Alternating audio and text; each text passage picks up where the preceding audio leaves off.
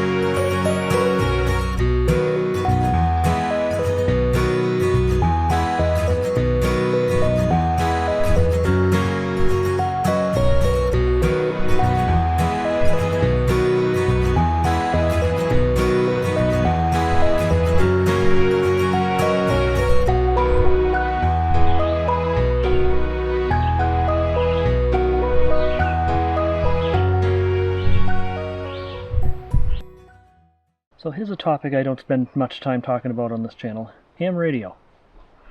So I wanted to play around with my one of my radios in the van a little bit tonight, so I figured I'm going to set up my HF antenna. HF is high frequency with a shortwave band.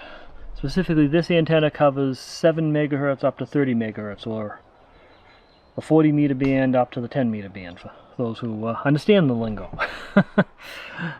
So what this is, it's a very portable shortwave antenna, and it's got two mounting options. In one option, it's got this little tripod setup. I'm not going to be using this one, I'm going to be using the other one, but I'll show you this one too while I'm here. And you just basically put it down on the ground any place you want to use it. So you get these 3 legs that go into this little base here.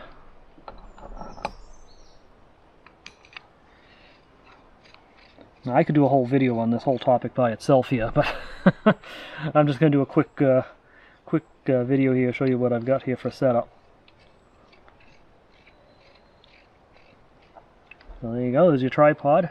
The antenna would just thread into here, and that's all you need.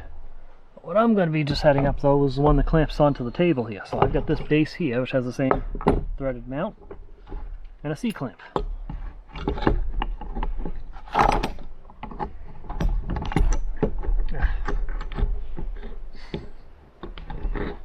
Stick that out, clamp it down, and it's secure.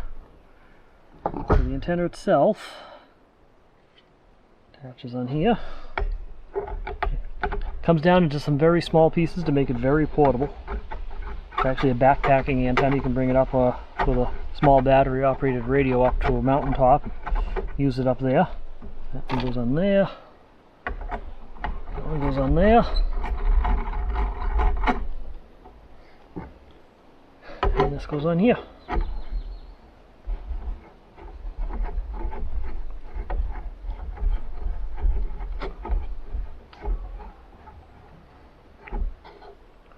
And finally, you got the little telescoping piece,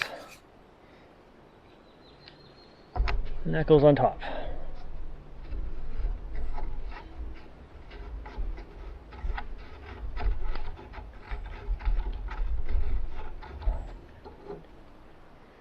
And there you go.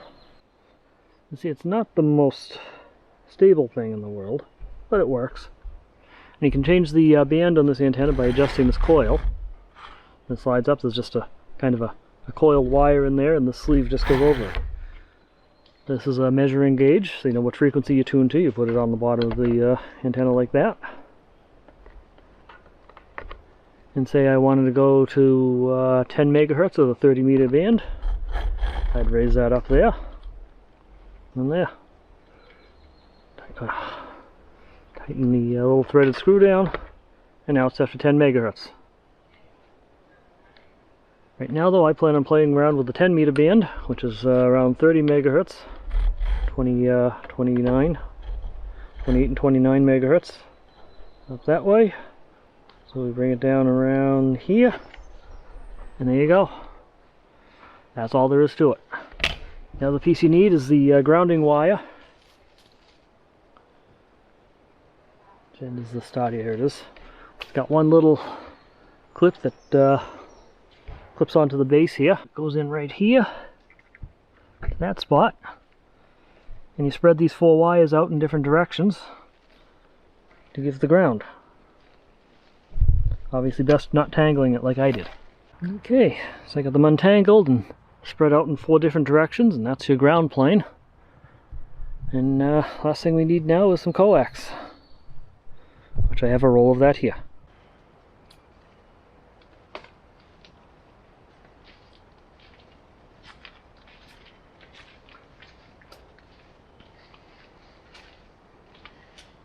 Alright, I'm going to plug the cable into the back of the antenna here. On that side. The other side, I'm not sure if I have the adapter for it at the moment. If I don't, this is going to be a very short trial run of the antenna here, because I don't know if I've got the right adapter here. I've got this adapter. Goes from the UHF to BNC, but I don't know if I've got the BNC to UHF. That might be a problem. It's maybe an abrupt end here. So note, if you're ever going to do a demonstration of something radio related, make sure you've got all the necessary adapters with you. I don't have that adapter I need any place in the van. I can't plug it into the radio. Oh well. Since that ham radio thing turned out to be a bust, let's work on something else instead. Saw this in an earlier video, maybe wondering what it is. This is a present a friend gave me. It's actually a tent, a hammock tent. Got a little zipper on it, so you can actually climb inside, zipper it up, and be in a bug-proof spot. But it has ropes on it. I don't know how to tie a good knot, and I don't want to support my life based on my knot tying abilities. It's just not going to work. So I'm going to see if I can take these ropes out and put clips in. I have a couple of clips that are designed for hammock use, and hammock straps that don't require tying knots. So let's see if we can make those work instead. And just get it to go through this little channel here, we'll be all set.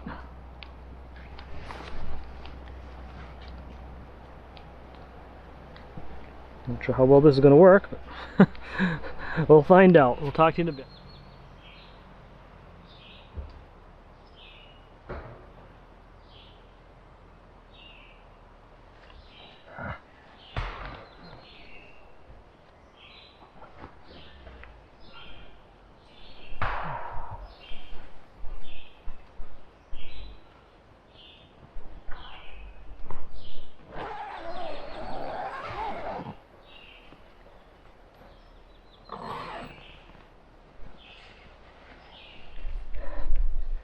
Well, the antenna part was a failure, but the hammock wasn't. That's great.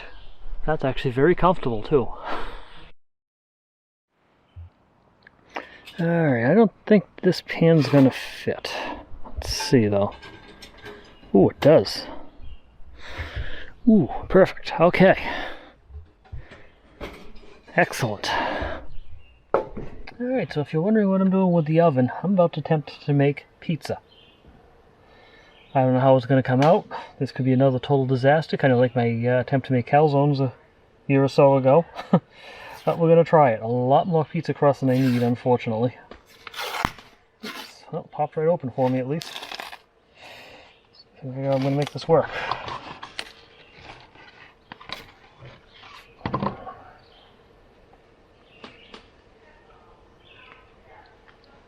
I need about half of it. Alright. Well, let's see if we can get just half of it. Ugh, doesn't tear very easily. The best I can with it, though. There we go. What I'm going to do with the rest of it Now, per the instructions on this particular crust, I'm supposed to put it in the oven for about 8 minutes at 425. Bake just the crust, pull it out, put the toppings on it, then put it back in for another 6 to 10 minutes. So we'll see if that works. Follow those instructions first and add time from there. Okay, so the crust is in. Yeah, sorry about the terrible lighting, but sun's just at the right angle there. Alright, so the crust is in the oven, and I'm going to start making some toppings for it. I've got some onion, I got some pepper, and I got some olives. Helps if I take the sleeve off. Let's see. More than enough onion right there.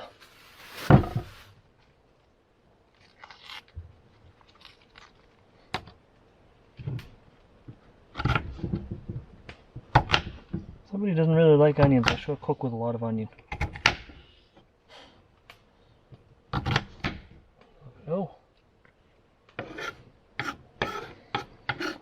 Onion. Put a little pepper in.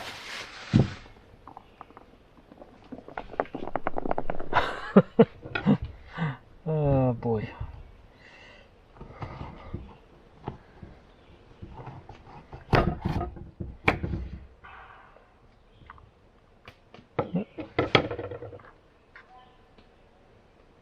There's a bean inside my pepper.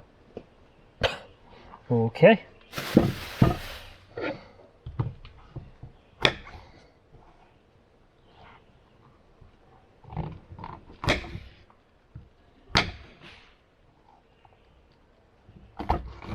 So the crust came out much thicker crust than what I was hoping for.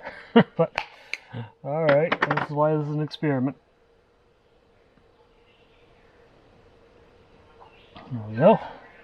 Okay, some what is this, Prego pizza sauce. You got some cheddar.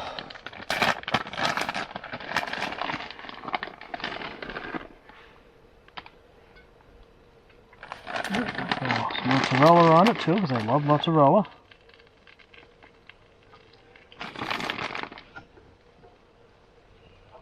Peppers.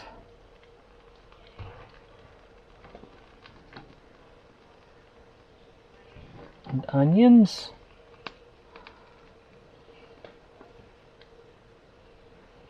And olives too.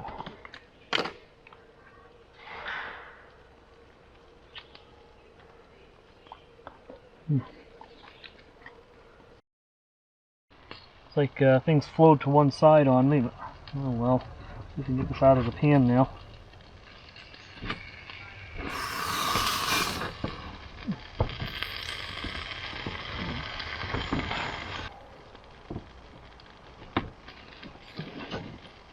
Okay. Try this again.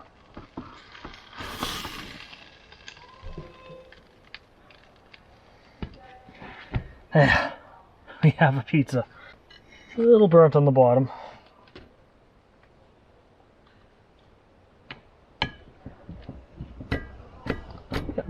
Nice and crispy on the bottom, that's what it is. It's crispy. It's a crispy crust pizza.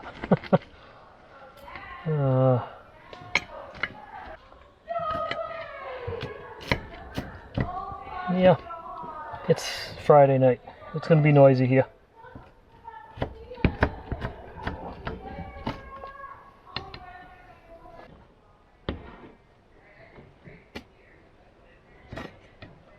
Stringy, that's for sure.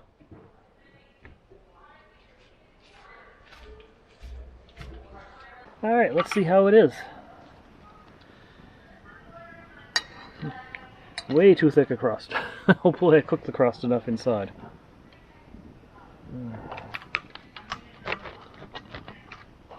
It looks kind of soggy crust in the middle, but